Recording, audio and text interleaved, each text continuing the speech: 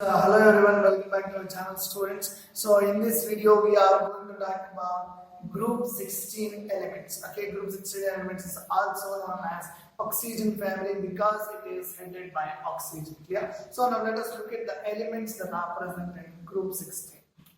So initially we have oxygen followed by sulfur followed by selenium, then tellurium, and finally polonium. Yeah. So these are the 5 elements that we are focusing in group 16 elements. So it is known as oxygen family.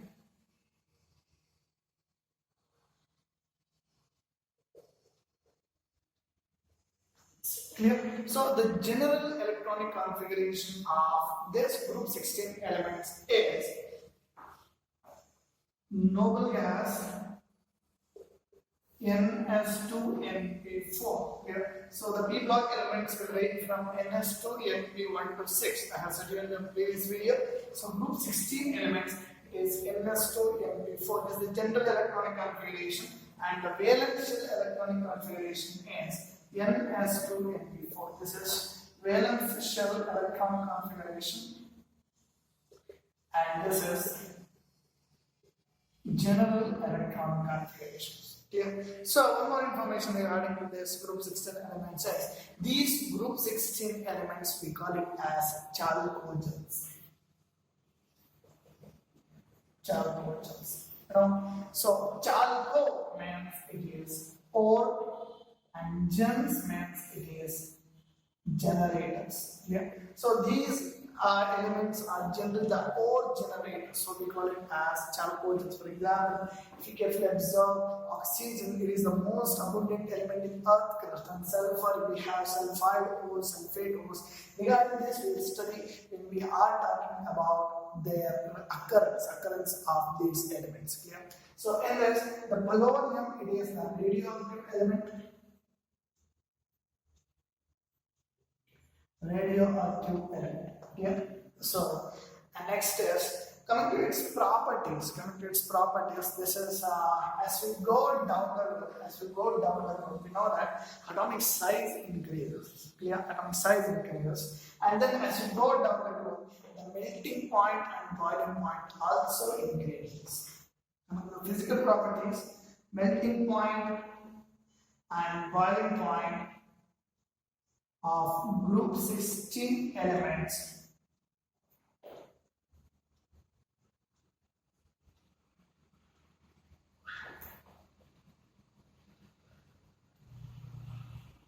as we go down the road. Clear? So, and when we compare the melting and boiling points of oxygen and sulfur, there is a huge difference. Clear? So the melting point and boiling point of oxygen and sulfur, there is a huge difference. Why it is so? It is because oxygen exists in the form of O2, clear? Molecular oxygen, whereas it is a diatomic molecule. Diatomic, whereas this sulfur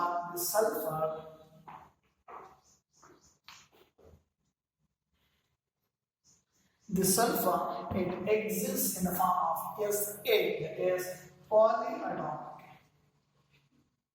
Yeah. So due to this atomicity, that means the arrangement of atoms inside that, so there is a huge difference between the boiling points and melting point between oxygen and sulfur. So this is the basic information regarding group 16 elements. These are all known as oxygen family, and these are also known as chalcogens.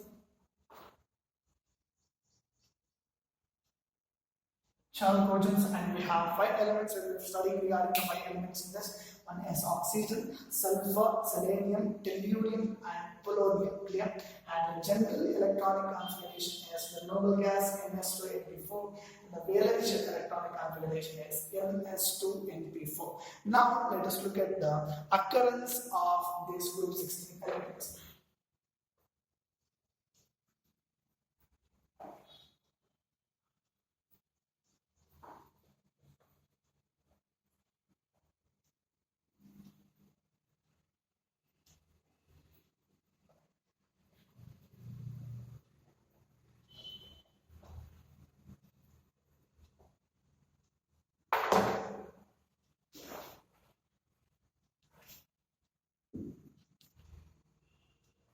Yes, coming to the occurrence of these group 16 elements, oxygen, it is well known.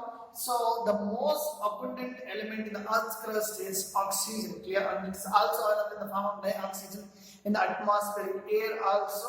So, and its oxidation state generally it exhibits -2 oxidation states and -1 only in the form of peroxides. That means, for example, H2O2 hydrogen peroxides. In those compounds, oxygen exists in the form of -1 oxidation state and +2 only with OF2. Clear? So, because fluorine is the most electronegative element, and this is the main occurrence of oxygen is in Earth's crust. Coming to sulfur, its oxidation exhibits between -2 to +6. +6 is a good oxidation state, and it exists in the form of sulfate ores and sulfide ore also. In sulfide ores like gypsum, and in sulfide ores zinc, iron pyrites, copper pyrites also, and some H2S gas will be liberated in volcanic eruptions. Yeah, volcanic eruptions.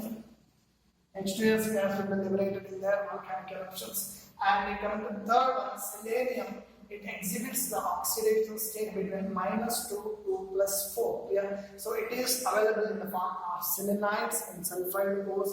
And in the same case, tellurium, it is the oxidation state exhibits between -2 to +4, and it exists as tellurides and sulfide ores.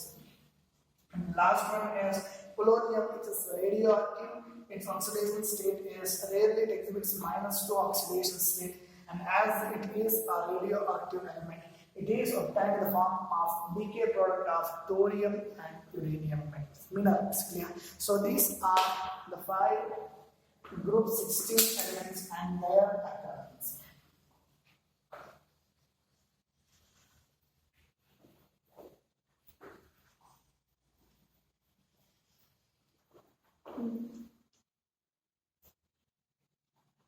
Okay, the next concept is, I have said you that the first member of the group shows anomalous behavior. It means that the first member of the group in group 16 elements is oxygen. It shows some anomalous behavior. Anomalous behavior means the behavior which are different from that of the rest of the group. Now let us see what are the anomalous behavior that is shown by oxygen. So,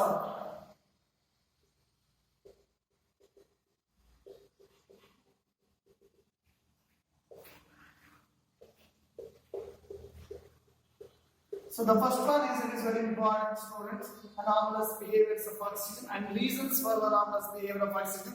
The first one is oxygen is a gas.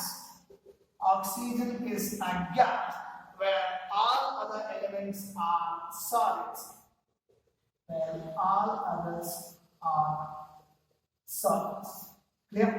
And the second one is oxygen exists in the form of diatomic molecule. Oxygen is diatomic, but other elements are polyatomic. For example, sulfur exists in the form of S8, it's polyatomic, and others are polyatomic. Clear? So, and oxygen, it does not show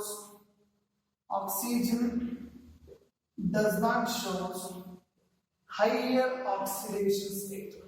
It is the maximum is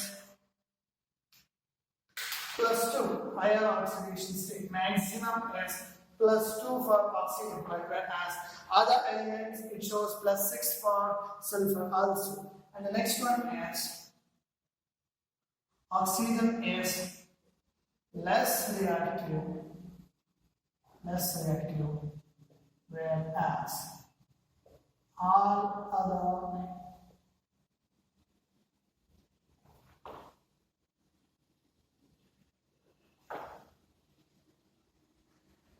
Oxygen is less reactive, whereas all other elements are more reactive. Why it is? Because oxygen exists as a third molecule, it is double bonded, so it is the bond dissociation enthalpy is very high compared to the other bond dissociation enthalpy of other elements. So oxygen is less reactive when we compare it to the other elements. The last one is water, which is a compound of oxygen, is liquid.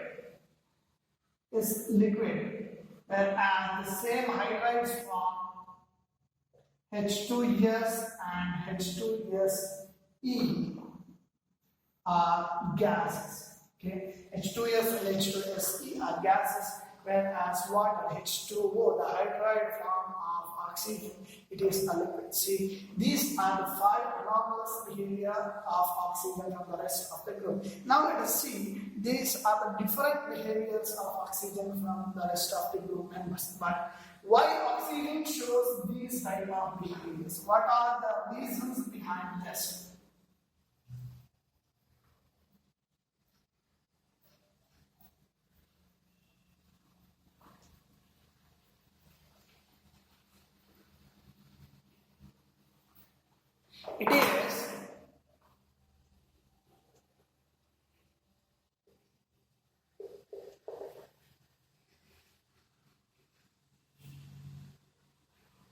It is because I said to you that the atomic size increases as you go down the group, and we know that oxygen is the first member of group 16 element. So the atomic size of oxygen is very less when we compare it to the other elements of the group. Atomic size is less. So as atomic size is less, what about ionization enthalpy? Ionization enthalpy is very more. Ionization enthalpy is high. Clear? So it means that we need more energy, more and more energy in order to remove the outermost electron from oxygen atom. This is ionization enthalpy is very high, and so the electronegativity is very high. Electronegativity is very high. So this is also one more reason for its anomalous behavior. And the last reason for anomalous behavior is the absence of the orbitals. Absence of the orbitals. Yeah. So this is also one of the important questions. Anomalous behavior of oxygen and the reasons for anomalous behavior of oxygen is also one of the important questions from the point of view of board examination. Yeah. So these are the 4 points, 4 reasons for the anomalous behavior of oxygen. The first one is atomic size of oxygen is very less, so the ionization enthalpy is high and the electronegativity is high, and also the absence of d orbitals. There are no d orbitals, empty d orbitals that are present in case of oxygen. So that is also one more reason for the anomalous behavior of oxygen.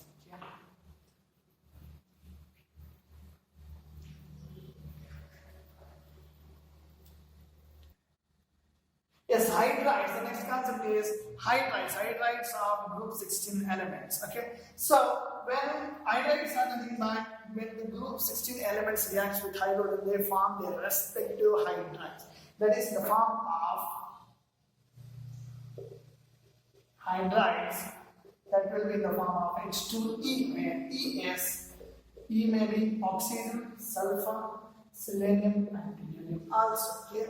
So when it forms with oxygen, it forms water, H2S with sulfur, and H2SE with selenium, and H2TE with tellurium. Clear? So these are the respective hydrides. Now let us see what are the properties of these hydrides. See, coming to the acidic character.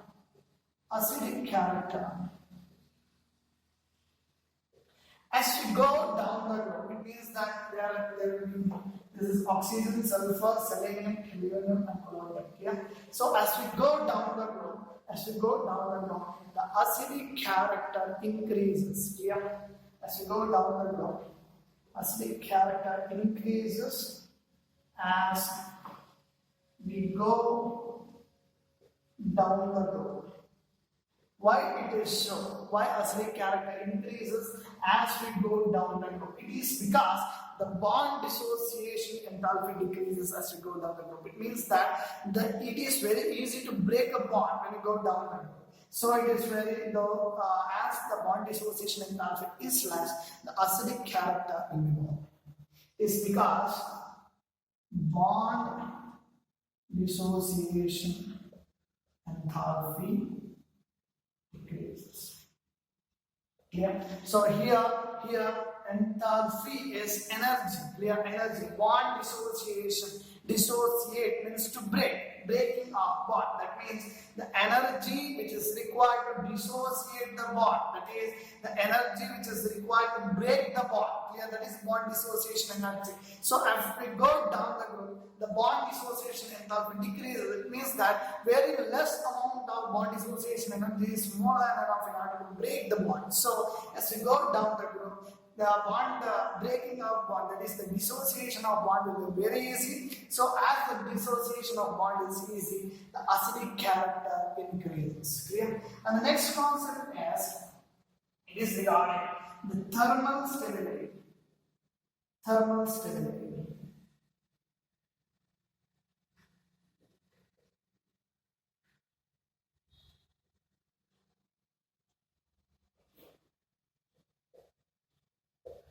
Why it is so? Thermal stability decreases as you go down the group. As I said you, the reason is same because of the decrease in the bond dissociation enthalpy. Why it is? Because what do you mean by stability? What do you mean by stable? That means it should not dissociate. Then we call it as stable, or we call it as stability is more. So, but as you go down the group, bond dissociation enthalpy decreases, so it is very easy to break the bond. When the bond is broken, stability decreases, so the compound, the particular compound, particular hydrogen that we are talking about is not stable. So, as you go down the group, bond dissociation enthalpy decreases, so the thermal stability decreases. Yeah, the same reason for this. Bond dissociation enthalpy decreases. So we have one more concept regarding water and H2S. Here, so we need to know why water H2O is a liquid, but H2S is a gas. As I said you that it is one of the anomalous behavior, right? Anomalous behavior of oxygen. That is H2O is a liquid, whereas H2S is a gas. Why it is so?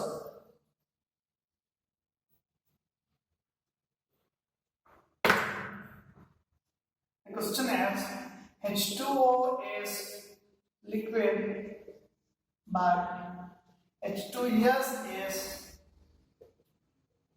gas. Why? What is the reason? It is because of hydrogen bond. Say this is the structure of water, and this is in case of H2S gas. Okay, so when we look at the electronegativity of hydrogen and oxygen, there is enough difference in electronegativity of hydrogen and oxygen. So it requires partial negative charge, and it requires partial negative charge, and it requires partial positive charge. Clear? So because there is enough difference in electronegativity between oxygen and hydrogen, whereas in case of sulfur and hydrogen, there is no more difference in the electronegativity of sulfur and hydrogen. So there will be no polarity created. So there will be no hydrogen bond. Here, intermolecular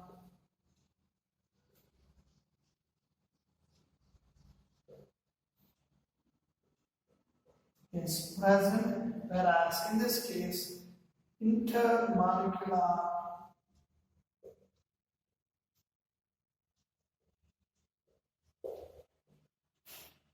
hydrogen bond is absent. So this is the reason for water is liquid, whereas H2S is gas. The water is liquid, it is because of the presence of intermolecular hydrogen bond in it. Clear? So now,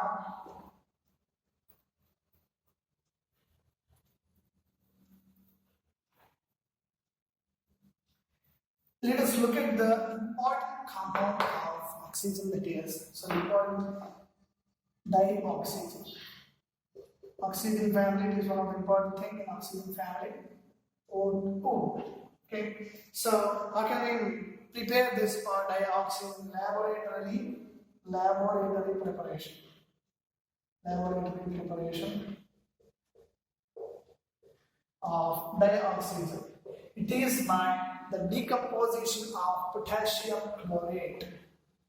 We have KClO3 in the presence of manganese dioxide at 420 Kelvin. We will get potassium chlorate and dioxygen. Clear? So these are this is the only preparation that is the laboratory preparation of dioxygen gas. So we need to balance this. We have 2 oxygens over there, we have 3 oxygens over here, so total 6 oxygens.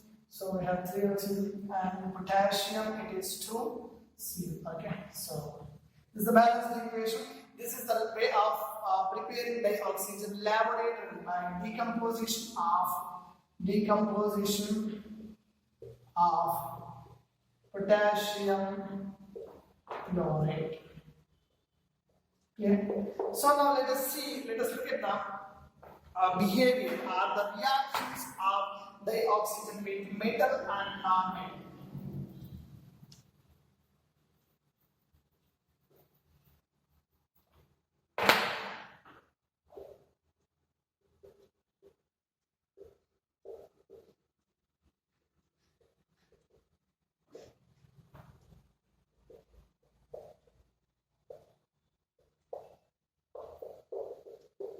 Yeah. So when it is treated with aluminium, it forms Al2O3, that is aluminium oxide. Yeah. Whereas the same way, when carbon is treated with dioxygen, it forms carbon dioxide. I think this is not a balanced equation of first one. So aluminium we have 3, 4. Yeah. So just and thermal decomposition forms Al2O3 aluminium oxide. Whereas when you treat dioxygen with carbon, that is a non-metals, it forms a respective oxide, that is carbon dioxide. In case of metals, it forms aluminium oxide. It forms respective oxides. Yeah. It forms respective oxides in case of treating dioxygen with metals and non-metals. Now we have some types of simple oxides. We have generally 4 types of simple oxides.